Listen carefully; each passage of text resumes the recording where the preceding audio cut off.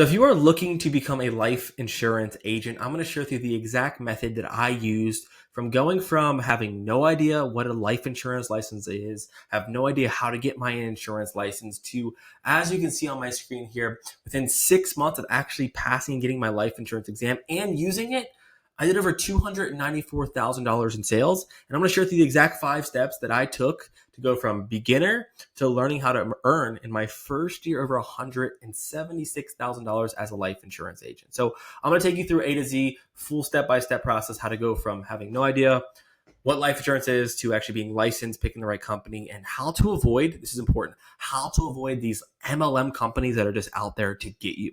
So first thing I want to do is I want to jump into, as you can see my screen here, my success. I went from no sales to a ton of sales, and I had my best day. Check out my YouTube other video. I did $13,000 in income in 7 days, and I just had to learn the process. So the process starts like this. If you are looking to get started, step 1 is that every insurance agent has to pass their exam.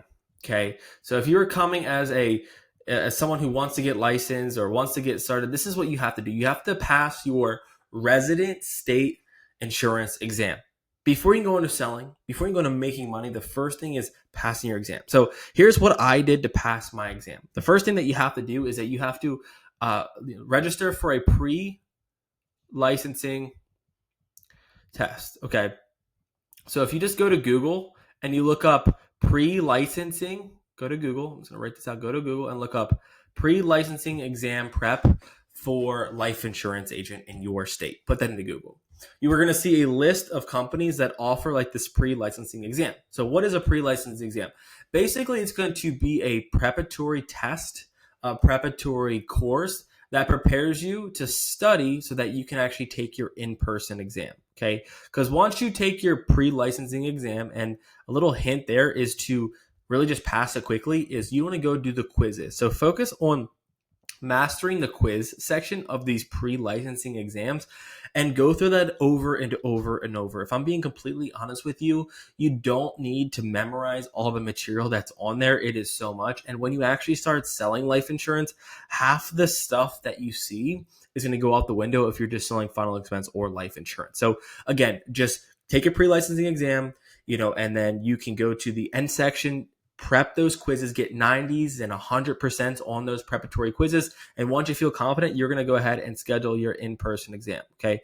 When I took my in-person exam, I had to drive like an hour and a half, and I was so nervous. And it was an in-person exam. All you are looking for is that you need a 70% or higher. And if you do that, you will pass your life insurance exam, and you will then go into the next step is they're going to run a background check. So make sure you look this up as well. If you have a terrible background and you get your exam, let's say you have like recent felonies or DUIs, it could take passing the exam and getting your license a lot harder, but they will run a background check on you. So make sure you have a clean background with the state. Okay. So that is how you prepare. You get a 70, and once you pass, it's like, okay, I feel great. I remember I walked out of the exam room. I had this piece of paper. They're going to give you like a pre-license. Okay. So what you're going to do then is you're going to go ahead and take that piece of paper or that you just passed, and then you're going to go ahead and apply for your insurance license online. Apply online. Okay. Now here's the website that you want to go to. You want to go to like a company called NIPR.com.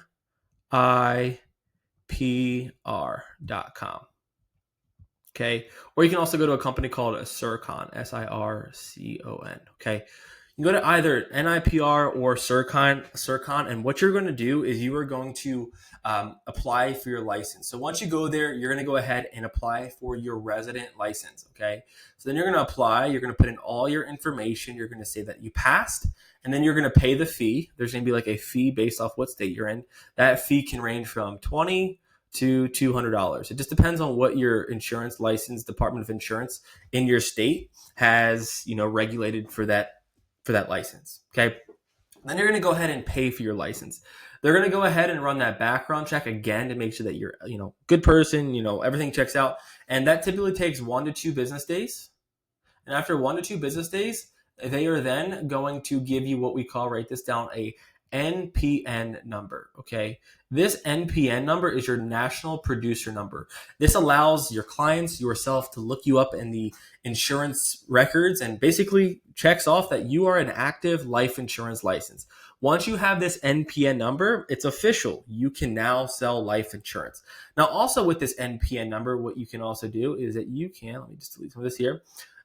You can now go to like non-resident states. So this is important to non-resident states, such as like, let's say, for example, you have a resident state in Texas. Okay. So you are currently a licensed agent in Texas. This is where you're from, born and raised. You have your Texas license.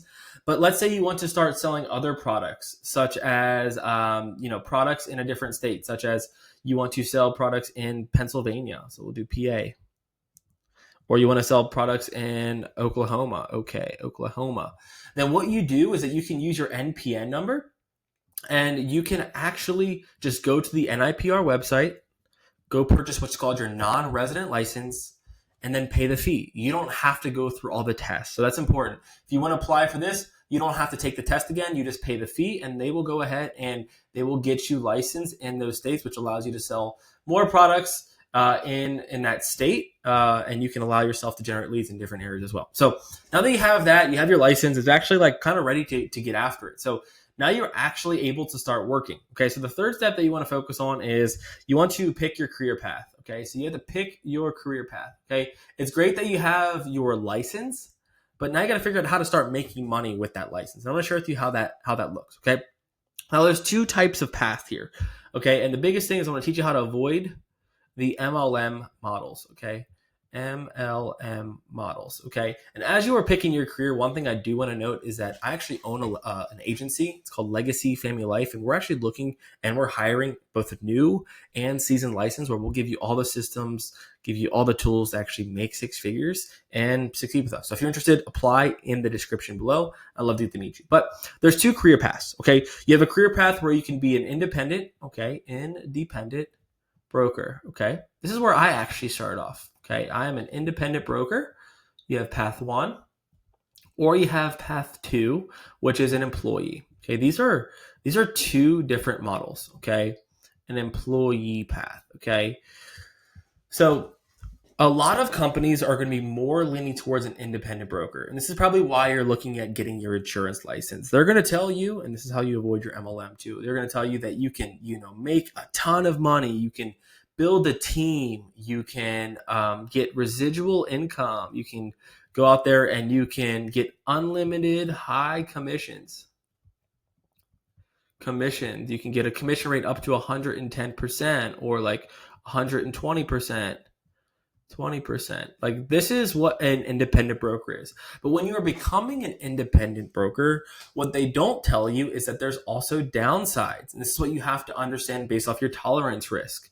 When you're an independent broker, you're going to be buying your leads. Okay. You're going to be buying leads. Okay. You're going to be building systems. So you're going to have systems. Okay. You're going to have to do all the hard and heavy lifting. Okay.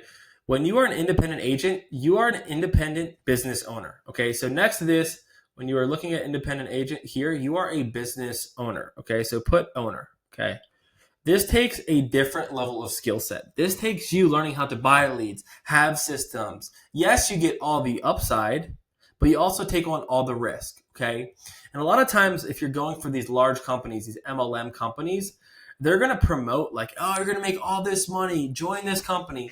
All you got to do is call leads and make money. And then when you get in, you don't realize that the leads are expensive. These leads can be, $15 a piece or more. Okay.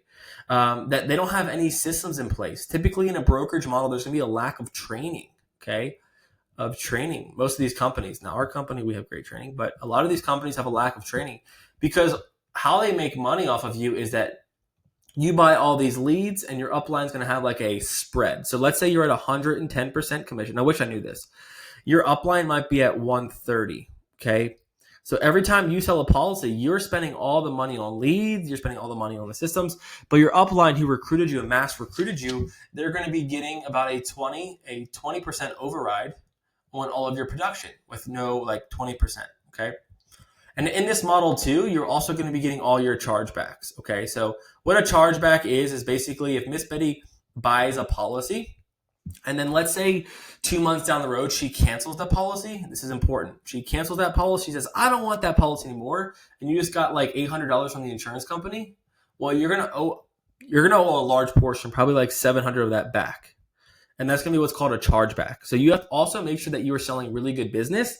So there's a lot of upside with a lot more risk. And how to know if you're in an MLM company inside of this brokerage model? The first thing is that if they're just mass recruiting, they're just bringing people in like cattle. There's just like no good interview process. They're like mass recruiting. They're telling you recruit your friends and family. Okay, recruit everyone. That is an MLM company. If they don't care about you making money by selling the product, that is a sign of an MLM. You do not want to join that company, okay? Because they're not going to give you the training. They're not going to give you the hand holding that you need, especially coming in when you need all the training. Now, let's go back to model number 2, which is the employee model. There are companies out there that will pay for your leads, that will give you like no chargebacks. Okay. There's companies out there that will give you a salary as well. So like a base salary. That's what we have the opportunity to as well. They'll pay you a base salary. There's going to be a salary. There's no chargebacks. They're going to take on like all the risk. So in these employee models, they take on all the risk. But the downside, I guess, is there's less of upside. So you're going to get a lower commission. That could be anywhere from 20 to 30% commission rate. You're going to get lower upside, but you also are going to get trained more. Okay. Typically, if you're coming into an employee model, they have to make you successful. An employee model, your upline, the person that's in charge, has to invest in you, because if you're unsuccessful, then the business that's employing you can't make money. So they're going to invest in you. They're going to give you the coaching. They're going to give you all the leads. They're going to give you a salary. They're going to give you all the tools to be successful. Compared to an independent broker, it's like you just trying to figure it all out. Good luck, high commission, you'll make all this money on paper, but you have to really figure it all out. So that really is just depending on what route you want to go into when it comes to picking your career. I think it comes down to just a risk tolerance thing, okay? Do you want more risk and more upside? Then go independent. If you want less risk and a little bit less upside and you want to build your skill set, you can go into an employee route as well. So make sure that you ask these questions when you are applying for these roles. It's like, who's going to buy the leads? What is my commission rate? Are you going to ask me to recruit people? Do you have the systems that are already investing in? What is your training like? And based off those answers, you can determine an independent route or employee route. And if they don't have any training in place, just run from that company if you're a brand new life insurance agent. So that's a question to ask in the interview: is what is training like? And can you give me a very, very, very, very clear structure of what training looks like? Because if training is good, then they have skin in the game. If training, they don't know, if the recruiter has no idea, then run from that company. Okay. So once you kind of understand what structure you're in, then the fourth thing that you're going to need is you're going to understand what product are you going to sell, okay? And you also kind of probably want to understand how you're going to sell that product as well, because we have mainly 2 types of products based off their sales cycle. So we have a short sales cycle, okay? And then we have like a long sales cycle. Okay. And under that, you have 2 buckets of products. So for example, we have like a final expense, 1 call close. Okay. What is final expense life insurance? This is what I've been doing my whole life. This is what we've done millions of dollars in sales. Final expense is basically burial insurance. These are small, anywhere from, $10,000 to $40,000 of whole life insurance products that are what called simplified issue. Okay. Remember that, simplified issue. What does simplified issue means? That means that there's no medical exams. There's no needles or doctors that are coming out to your house. Or like when you sell a product, you can make 1 phone call. You do the application online. And if you're a broker, write this down around broker.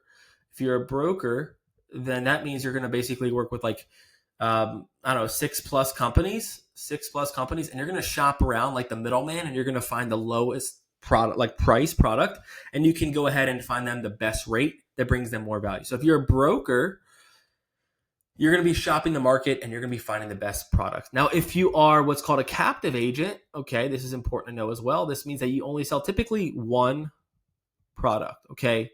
Companies like Globe Life are example. I'm not going to say anything good or bad. It's not my right, but they only have 1 product. They say sell 1 product, and you typically have less leverage. Those prices are a little bit more expensive. Those are going to have less optionality, which creates less value, and they don't really care about finding the best product for the market. And if you just want my 2 cents, I became a broker because I wanted to find the product that I felt comfortable selling to my grandmother or my mom or like people that I knew. And the way that you do that is you want to work with multiple companies. You don't just work with like Allstate, you work with Aflac and Aetna, and you work with Mutual of Omaha. That's a broker. So I recommend that you go after the broker route. It's so much better and you can actually have more value. But going back to the sales cycle, a short sales cycle like final expense is a burial policy. It's a whole life policy. There's no underwriting.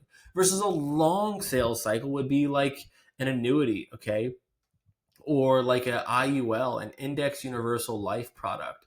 These are all products which require a long sales cycle, which means that you're going to be meeting with people maybe 3 to 6 times before you sell them. This is also a product like that you need to understand, like wealth building and wealth management. And if you pick a product like this, it's going to be hard to get rolling quickly. And that's why I didn't go after these large, I guess, investment products, because like an IUL, an annuity, I knew nothing about them. Yes, you can make all this money that people sell you this dream, but if you don't know what you're selling, that's going to be very difficult as well. But if you go into a company and you do a shorter product that has a shorter sales cycle, like final expense, or even like one call close term, which is also here, term could be a short term sales cycle, that allows you to get your license, find a company, find one product, and sell and start making money quickly.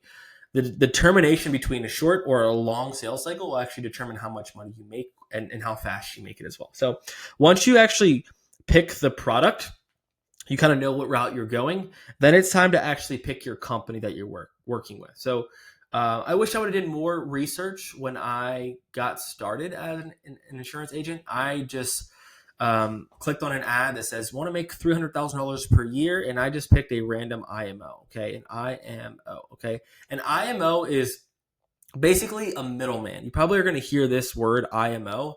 It stands for like something marketing organization. I think it might be internet marketing organization or insurance marketing organization. Okay, these are the companies out there. I'm not going to associate myself with any of them, but these are like, I'm just going to give you abbreviations like SIM, okay? Symmetry. I'll just do it. Symmetry Financial is an IMO. Okay, we also have FL. Okay, you can fill in the first letter, but I'm not gonna represent that company as L. Blank FL. Okay, 3-letter IMO. You're also gonna have companies like I don't know, these ones, or these are the most common that you see on the internet. These are IMOs. So these guys are like the middleman. So these are the companies that you're going to get brokered with. And you can even look at my company, Legacy Family Life. We are basically like an IMO. These are companies that will allow you to train you. They're responsible for training you. This is a company that is responsible for assigning your contracts under. So once you get started with them, like when you pick the product, you have to get your contracts under them. You're going to build your upline if you want to, or downline under them. You are going to be responsible, like all your debt and all of your sales. This company, the company or the IMO that you pick, is going to get the money that you make, a portion of it, because they're the middleman. They got you contracted. They probably got you licensed. They got you started. Now, when you make sales, they make money. So you have to pick the right IMO to join with, because at every IMO, this is important. Like, they might say that they're simplified issue. Now we're going into the weeds. So, for example, simplified issue product. Let's just explain this, okay? Every IMO has a different contract rate, okay? So let's say, for example, you want to get a Mutual of Omaha policy, okay? IMO number 1 might offer that Mutual of Omaha contract at 85%, okay? Company number 2 might say, hey, I want to make you more successful. They want to recruit you. They might give you a 95% contract level. Okay, so same product, but a different commission level. Okay, 85% or 94%. Which one do you want? Obviously, you probably want to pick the higher one. Now, above that too, you want to figure out, okay, with that 95% contract rate, am I going to get more training, or am I going to get less training? Okay, and that depends on your skill set and you coming into this business. If you want more training, then maybe the lower commission rate IMO is going to give you more training compared to the 95%, because now you have a higher commission rate. So it's also important when you're picking your IMO, what commission rate, what training, let me put that right, commission rate. what commission rate, what training you're going to go with. Number 3, the ethics of the company. Like, okay, you don't want to be joining a company. Like, just go to Reddit or Google and prepare yourself and to say, hey, what is it like working for blank company? What is it like working for a blank company? I wish I would have done this. I would have avoided so much pain, suffering. And you just want to do your research and check the ethics of the company. Once you figure out they have good training, once you figure out they have a decent compensation level, they have good ethics, then you probably want to ask about like your leads too, because your IMO is also responsible for your leads. So depending on what IMO or company you select or work with, they are typically going to be responsible for generating your leads. Now, what makes a good lead? Are you going to be doing F&F plan, which is an F&F?